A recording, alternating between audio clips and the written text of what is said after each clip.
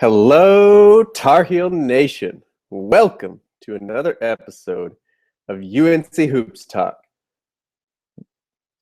I'm Dan DeWitt, host of the UNC Hoops Talk podcast, where we talk all things Tar Heels year-round, maybe with a little bit of bias. I'm pumped. I'm excited. I know you are too.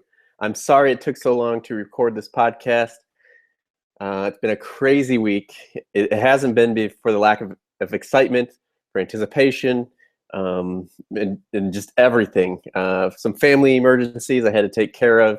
Couldn't get it any sooner. But I'm here. Hopefully this thing will go live tonight at the latest.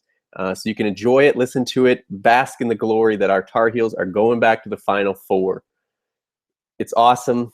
Homecoming for Justin Jackson. We'll get into all that stuff. We're going to jump into the games that we played last weekend, crushing Indiana, beating Notre Dame again. We'll take a look around the bracket at the other Elite Eight matchups, at the very least. And, of course, take a look at our opponent for Saturday in the Final Four down in Houston. So, yeah, like I said, let's jump right in. I'm glad that you're listening. I hope that you share this with all your Tar Heel friends and family. I hope you get in contact with me and connect with me if you aren't already. All the links for that, for my social medias, emails, anything like that is down in the description. Just check it out. Give me a little shout out that you listened, that you enjoyed it, that you hated it, whatever it is. Just let me know. I love to hear from you guys as Tar Heel fans. And, I mean, nothing's going to get me down now. I'm too excited for this. Like, we have a legitimate chance. I knew we did, but, I mean, it's real now. We're in the Final Four. We're ready to compete for a national championship. And everybody else hates it. That might be even better. Maybe this is how Duke feels, where everybody hates them and they still do well. I don't know. But I love it that everybody is talking about our scandal and all that junk, which we're not going to spend really any time on in this podcast. But they're all talking about that garbage, and we're here just ready to win. That's it. So with that being said, Indiana, I told you guys I wasn't too worried about it. Their defense isn't that good. Our offense is better than their offense, all that good stuff. And we won 101-86. Never really felt like this game was like I said, I was never worried about this game. Never really thought it was in jeopardy, anything like that. It wasn't like it was smooth sailing all the way. But, I mean, 101, we scored 100 stinking points. It's been a while since we've done that. And we won by, nearly 20 points. What is that? Yeah, I'm not going to spend a lot of time on the Indiana game because I knew we were going to win, and we did, and it wasn't, I don't know, it was a fun game to watch as a Tar Heels fan, don't get me wrong, but for them, Yogi Ferrell had 25 points. He knocked down 4 threes, 9 for 10 from the free throw line. Troy Williams had a good game. He got going for a little stretch there, 21 points. Shot, 5 for 8 from the three-point line. Again, there's 9 threes. And then also this Max Bielfeld or whatever hit 3 threes. So, I mean, yeah, but whatever. Like, who cares? For us, Marcus Page led us. Shot 6 for 9 from the three-point line. Hit his first 4 in less than the first 4. I mean, before the first media timeout, at 16 minutes left in the first half, he had 12 points with 4 threes. It's just unbelievable. Finished with 21 points. Shot 7 for 12 from the field. 6 assists to 0 turnovers. Bryce, of course, double-double, 20 and 10. Had 3 blocks. Let's see. Joel Berry, 14 points, 5 assists to 1 turnover, couple of threes. Justin Jackson, 14 points, 3 assists to 1 turnover, 2 blocks, 2 steals, 5 rebounds, 2 for 5 from the three-point line. Even Kennedy Meeks got back into it, 15 points, 9 rebounds for Kennedy Meeks. Stepped up big because I called him out on the podcast, of course. But anyway, maybe that's not true, but we can pretend it is. Off the bench, Nate Britt, 7 points, 4 rebounds, couple of assists. Theo Pinson, 4 points, 2 assists, 2 rebounds. Isaiah Hicks struggled, only 7 minutes because of foul trouble. Did foul out, 4 points, couple of rebounds. But, I mean, just, yeah. Obviously, Kennedy Steph, Isaiah being uh, in foul trouble, got those minutes and produced. Wasn't always pretty, as we know it isn't with Kennedy, but I mean, Theo stepped up in really both these games. Nate had, definitely some minutes where he got some good buckets. Whole starting lineup back in double figures scoring, and yeah, like I said, I'm not going to spend a lot of time. We had 20 assists, only 9 out rebound, just 37, 32. Had 15 offensive rebounds. We did allow them to have 15 offensive rebounds, which was more early. They were getting offensive rebounds. Their big guy was it Thomas Bryant, got some offensive rebounds, kind of hurt us a little bit early, but again, never was I worried that we were going to win this game. We didn't completely control it, but didn't really struggle all that much. Shot 52% from the field, 55% from per 20. Can you believe that? Saying this Carolina team last year, this year, whatever, is 11 for 20. I mean, just to make 11 threes in a game, we would have said, you have to shoot 30 of them or 35 of them or something to do that. 11 for 20. We're 55% from 3, 79% from the free throw line. Points off turnovers, we won 21-12. Points in the paint, we won 34-20. Second chance points were pretty much break even. Fast break points pretty much broke even. Bench points, they beat us 21-17. Most of that probably because Isaiah didn't score much. 0 lead changes. The score was tied twice. So again, we led the entire way except for 2 times that it was tied. Yeah, just great game. Put us into the Elite 8. There's 22nd double-double for Bryce. It got, woke up Marcus. I mean, that was unreal. I think I said at one point, can we tell Marcus that the Final Four is going to be in Philadelphia and just have him keep shooting like this? But that was great. Put us in the Elite 8 against Notre Dame, who beat, who did they beat again? Wisconsin, the 6-7 game. I was a little about Notre Dame. I expressed that in the last podcast just because we beat them so handily in the ACC tournament. Like, I didn't want our guys to kind of take it easy and them to be just that much more motivated, but you shouldn't need that kind of motivation in the Elite 8. And our guys took care of business, ended up winning 88-74 against Notre Dame. We kind of like Notre Dame, or like the Indiana game, we didn't blow them out. We didn't dominate them necessarily, but we did control the game and have it in hand, except for the one stretch. They went on like a 12-0, 14-2 run, something like that. And I think even took the lead by 1. They went up by 1 or something like that. And other than that, the game was ours. And yeah, we won. We're going on to the Final Four. So stat-wise in this game, the one that jumped out of me just when I first looked at it, rebounding, we got rebounded them 32 to get this 15. They had 15 rebounds in the entire game. Bryce had 12 by himself. We had 13 offensive rebounds as a team. They had 15, 10 defensive, 5 offensive rebounds. I mean, that's incredible. Maybe that's because they were making too many shots. They shot 55% for the game from the field. Maybe because we didn't let them get as many shots off. There wasn't a lot of turnovers in this game. I know I'm kind of going to go backwards stat-wise, talking about team stats before individual stats, but I mean, we had 6 turnovers in this game. That's just incredible for us. They had 7 turnovers, which I think I heard they don't turn the ball over that much. So probably normal for them. That's way low for us. But yeah, holding them to 15 rebounds just jumped out at me. Yeah, so we obviously won the offensive rebound and rebounding battle just in general. For them, Demetrius Jackson got 26. VJ Beecham a few threes. Yeah, really Jackson had 3 threes. He went off for a little bit there. Beecham had 3 threes. Matt Farrell had a couple. But Demetrius Jackson 26 points. Beecham had 18.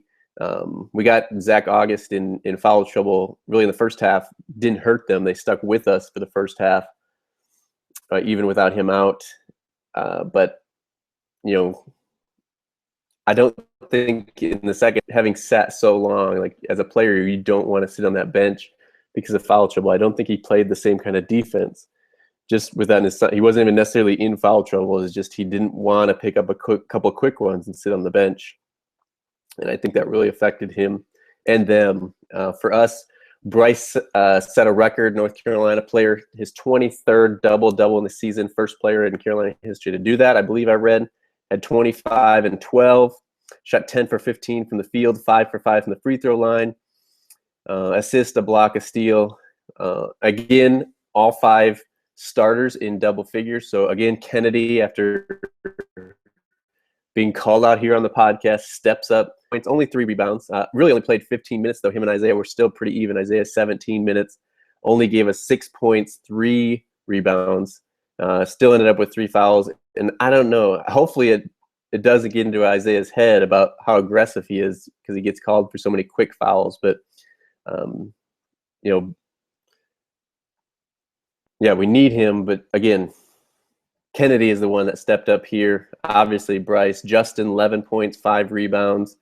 Hit 1 3. Joel Berry, 11 points, 8 assists to 0 turnovers. Phenomenal number there. Hit a 3. Marcus, 13 points. Hit a couple threes, couple assists, a steal.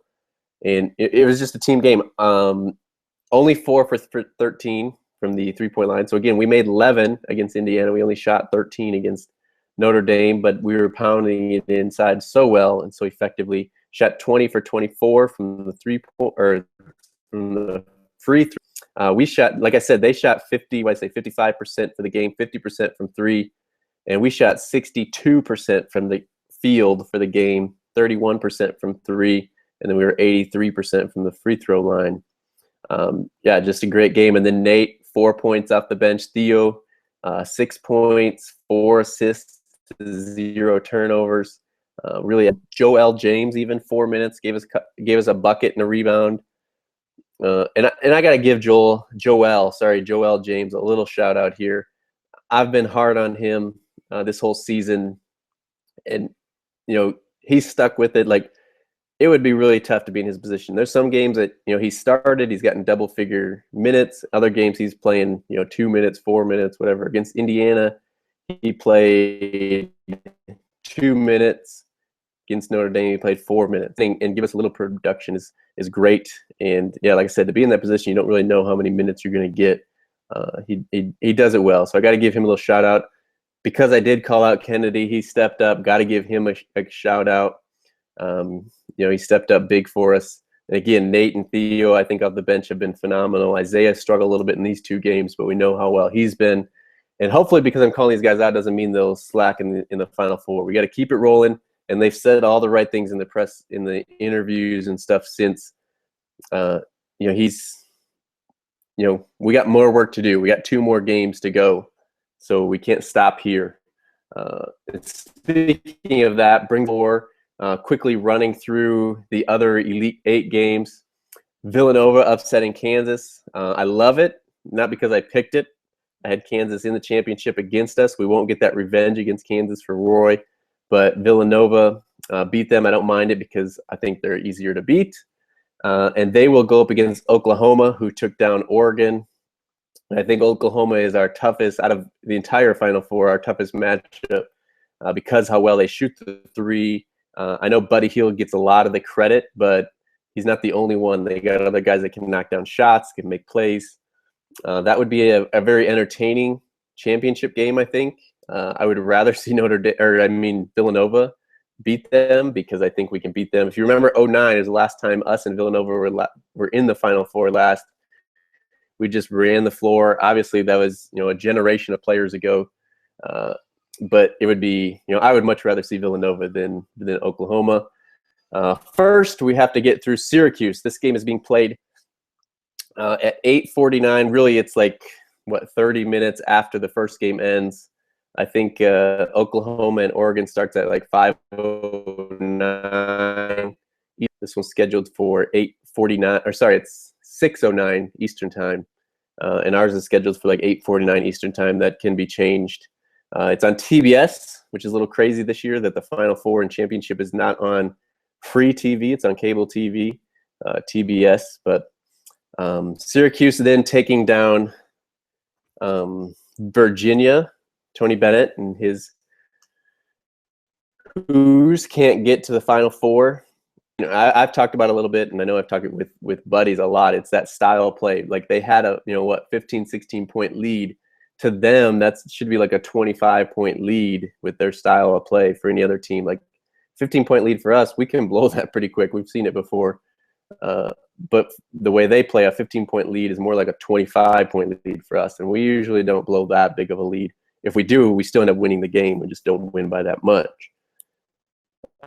So it was, crazy to credit, but it's that style for Virginia. They can't blow people out, and Syracuse got hot and hit some shots, and Virginia didn't handle the press well, and so we get to see good old Jim Boeheim in the Final Four, and that is our matchup. And I don't know.